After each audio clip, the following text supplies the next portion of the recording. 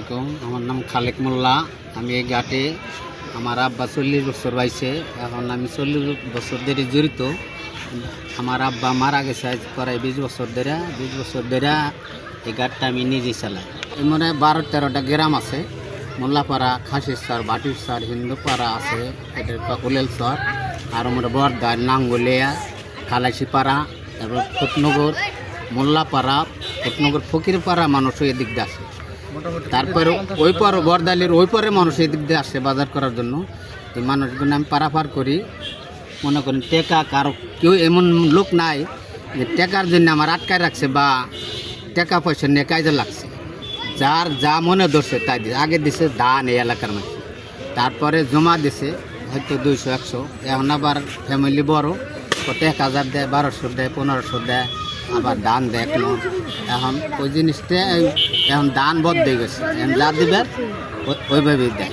আর এখন হলো মনে করেন এই পারাপাড়টা অনেকই কষ্ট হয়। নাচ বিনাত অনেকে এলাকার মানুষ গাড়িতে চাকরি করে বহুত দূরে। যে সুবিধাটা আমরাই উদ্যোগ নিছি, নিয়ে হারে আমরা কয়েকজনদের ধরছি। তারা স্বীকার না করাতে আমরা এই আলমামুনদের ধরছি। এই আলমামুন স্বীকার করছে বা হে সব জেনে যা লাগে সব জিনিস এই দিছে, আমাকেও দায়িত্ব দিছে, আমরা এটা করে নিচ্ছি।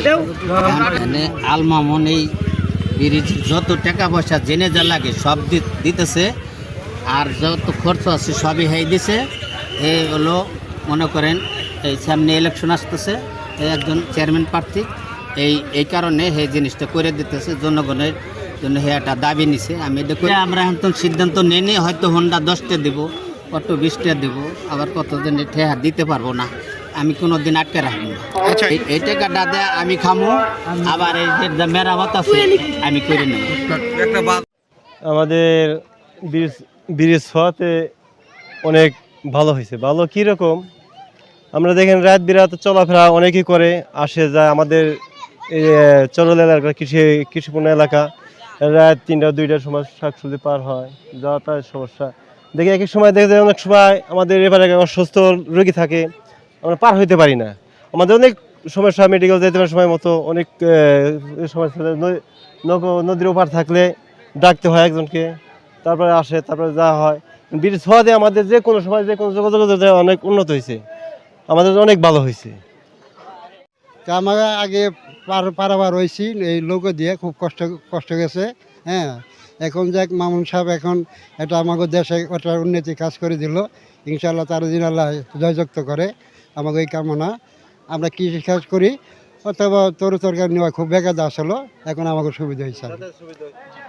আমার বাড়ি এখানে, আমি এখানে বাড়ি করছি এই যে 10-11 বছর। খুব যাতায়াতে খুব কষ্ট হইতো।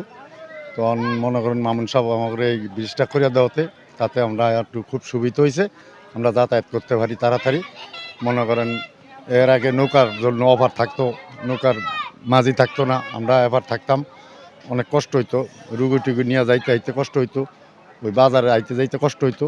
এখন মনে করেন আইতে যাইতে শর্ট করে যাইতে পারো, আইতে পারো, এখন আমাকে সুবিধা হয়েছে। আমার নাম রুমান আক্তার। আগে কষ্ট হতো বলতে যে নৌকার জন্য দাঁড়া থাকতে হতো, স্কুলে লেট হতো। এখন আর সেরকমভাবে হবে না, ব্রিজ দিয়ে তাড়াতাড়ি যাতায়াত করা যাবে। আমাদের সুবিধা বলতে আমার আব্বু ঢাকা থাকে, আমার আব্বুর আসতে সুবিধা হবে, হোন্ডা নিয়ে গাড়ি নিয়ে আসতে সুবিধা হবে। তারপরে বাড়ির যাবতীয় জিনিসপত্র আনতে বেশি কষ্ট হবে না, আসতে পারবে।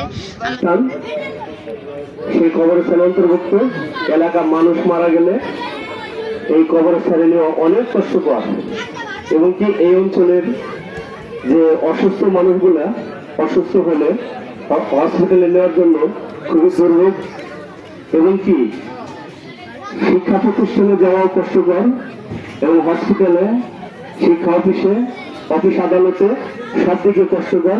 সকল শ্রেণীর মানুষের যাতে একটু যাতায়াতের সুবিধা পায়, মানুষ একটু শান্তি পায়, সেই দিকে লক্ষ্য রেখে আজকে আমার বাবার নামে এই ব্রিজটা করা হলো। আমি এই ব্রিজের একটা কমিটিও করেছি। সেই বর্দায় হিন্দুপাড়া থেকে শুরু করে নদীর এই পাড়া পর্যন্ত ব্রিজ আমি করে দিলাম। এই ব্রিজ আপনাদের সবার, এই ব্রিজ রক্ষণাবেক্ষণ এবং মেরামতের সকল দায়িত্ব আপনাদের।